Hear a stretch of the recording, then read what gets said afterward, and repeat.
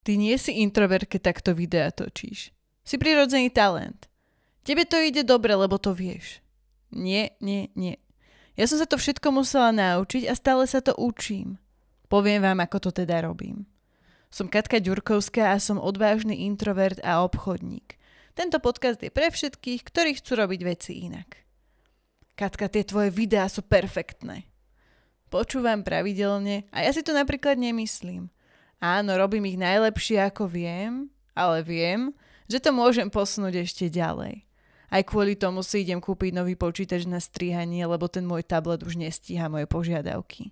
Ale ako som s tým začala? Čo všetko potrebuješ k točeniu videí, alebo ako to robím ja? V prvom rade ti odporúčam vypočuť si moje predošlé časti podcastu, kde hovorím o budovaní si svojej osobnej značky. Uvedomila som si, že algoritmus na sociálnych sieťach je neúprosný a najlepšie ako sa dostať k čo najväčšiemu počtu ľudí je prostredníctvom videí.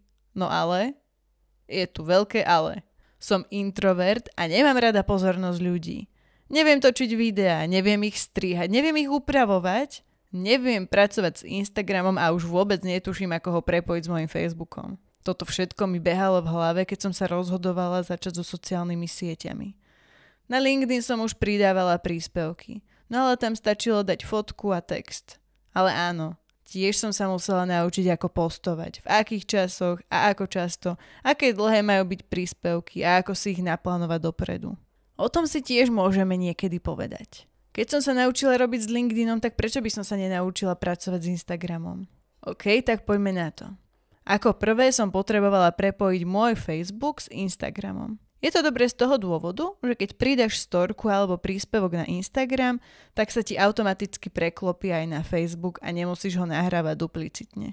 Toto by mohla byť kapitola sama o sebe, ale povedzme, že týždeň som sa snažila prepojiť pracovný účet s Instagramom, až sa mi to po niekoľkých pokusoch podarilo. No ale nie tak, ako som chcela. Prepojila som si svoj súkromný účet s pracovným Instagramom.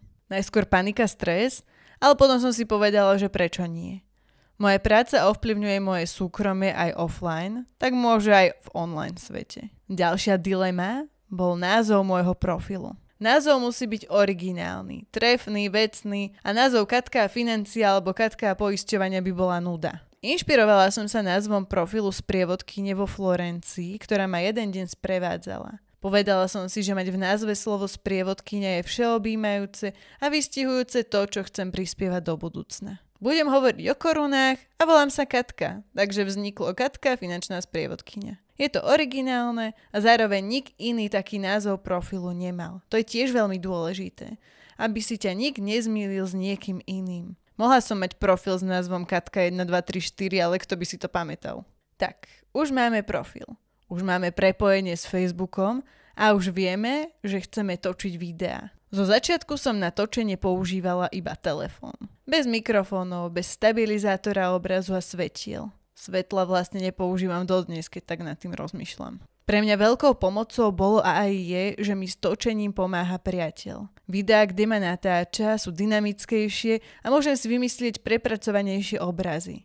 Ale točím videá aj sama, kde si mobil dám do stabilizátora a aj tie sú dobré. Takže ak ťa nemá kto točiť, dá sa to vyriešiť aj inak. Zo začiatku sme používali na osvetlenie stolnú lampu, ako stabilizátor opretý mobil o stoličku a mikrofóny sme neriešili. Musím povedať, že som sa hanbila hovoriť svoje repliky do kamery a ešte aj pred frajerom. Veľa sme sa nasmiali a naviackrát video natočili. No ale natočili. Čo s ním ďalej?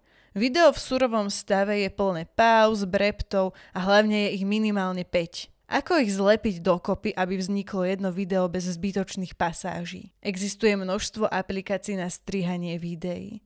Voľne dostupných, ale aj spoplatnených. Už preddefinovaných so šablónami alebo profesionálnejších. Otázkou ale je, koľko času tomu chceš venovať. Či chceš strihať videá v mobile alebo v počítači. Je dobré možno už dopredu vedieť, aké videá chceš točiť, aby si vedel, aké asi funkcie potrebuješ. Ja používam 2 programy na strihanie svojich videí.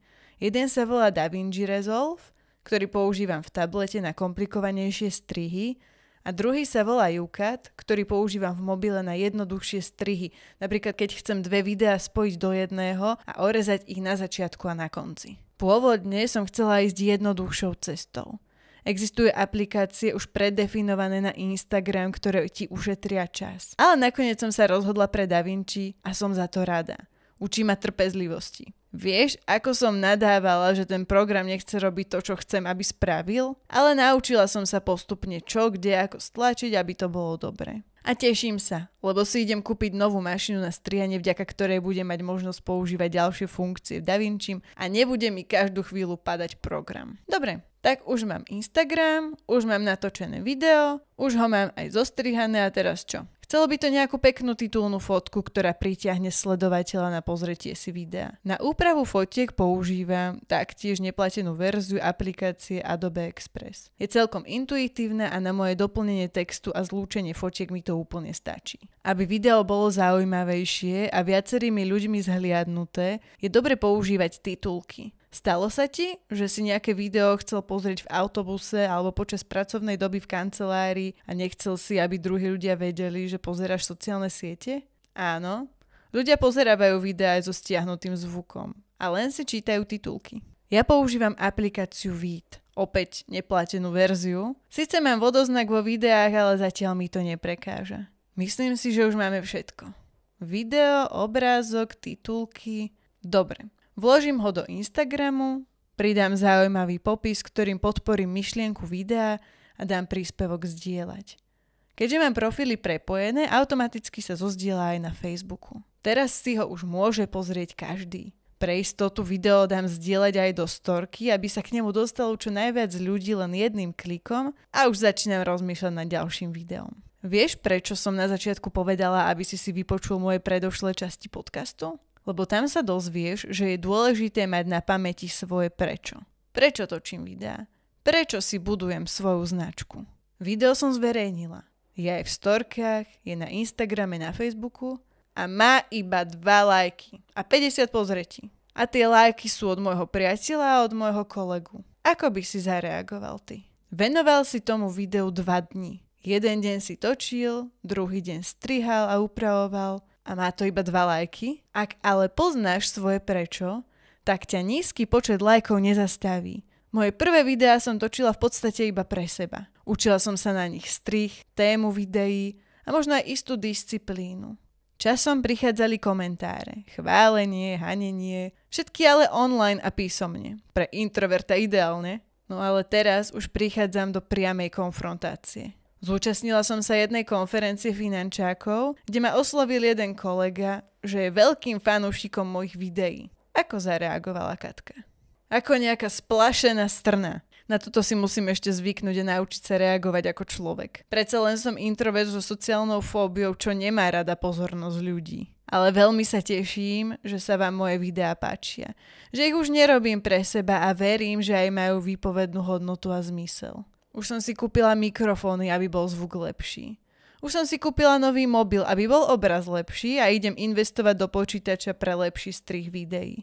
Musím povedať, že som sa v tom našla. Veľmi ma to baví. Celý ten proces od vymýšľania témy, točenie, strihania až po zverejnenie videa. Jasné, mám aj výsledky svojej snahy, ale keby to malo byť len o tom točení a strihaní, vôbec by mi to nevadilo.